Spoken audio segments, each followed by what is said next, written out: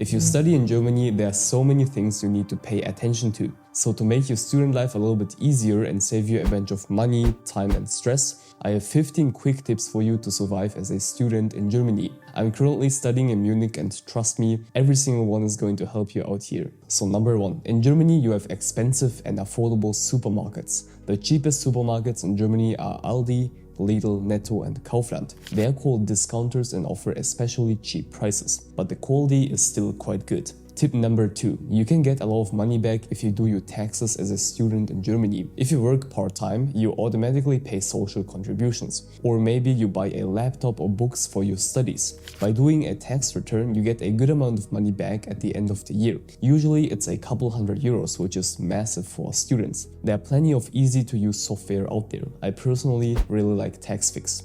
Number 3. eBay Kleinanzeigen is my go-to platform to buy or sell second-hand stuff. These can be electronics, bikes, clothes and so on. The platform is free to use, by the way. Buying second-hand stuff is very common in Germany, especially furniture is something you can get for very cheap on eBay Kleinanzeigen. So don't hesitate to buy, just make sure that you negotiate a fair price. Sometimes we Germans can be a little bit stubborn here. Number 4. Please learn as much German as you can and make German friends. By far the most important thing to survive here. Learning German will have a positive impact on all areas of your life. Studies, jobs, making friends. You can use English to some degree here, but life in Germany is 10 times more enjoyable and easier with proper German. I'm going to create a lot of videos about learning German soon, so subscribe.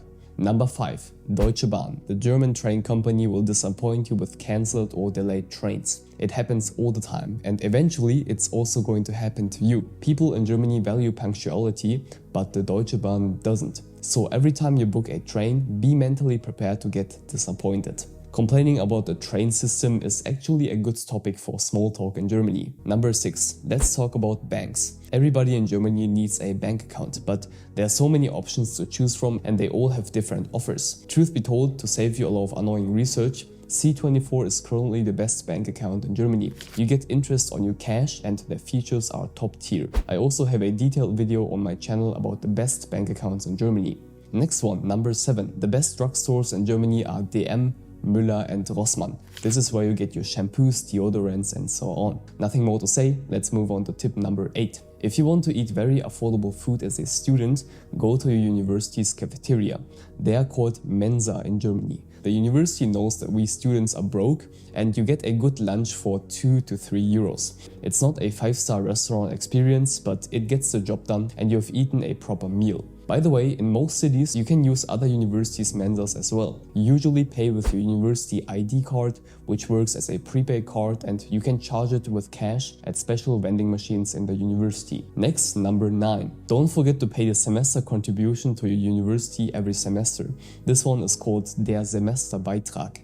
It's something between 60 and 400 euros and it depends on the university. Mine is currently 85 euros. The university will remind you by mail though, so don't worry too much about missing the deadline here. Just calculate it as an additional expense that comes up once every semester. Number 10. You're allowed by law to work part-time during your studies, and the money you get will be enough to cover your living expenses, even if you get paid minimum wage. In most of the jobs you can do as a student, the hourly wage is definitely more than that. But I can highly recommend you work some kind of job during your studies. This can be waiting tables at a restaurant, or even working at big companies as a Werkstudent, a working student. Yes, you can already work part-time at companies like BMW, IBM and Allianz during your studies. Number 11. Every household in Germany has to pay something called radio tax, a broadcasting fee. Der Rundfunkbeitrag. This fee is a mandatory contribution. It's supposed to fund public broadcasting services, so radio, television and online content of institutions like ARD and ZDF. This contribution makes sure that they stay independent. Even if you don't watch TV or use the radio, you have to pay for it. At the moment it's 1836 per month per household. Again, not per person, per household. If multiple people are living in an apartment, you can divide this. But keep this in mind, it's an additional expense every month. Number 12. In Germany, cash is still king. Especially older people love cash. So I can recommend you always carry some cash in your wallet. 50 euros is a good amount. Card payments are accepted in most places, but there are also quite a lot of situations where you need cash. Number 13. If the sun comes out in Germany, everybody gets out. Warm temperatures and good weather, Boom, the city and parks are instantly full of people.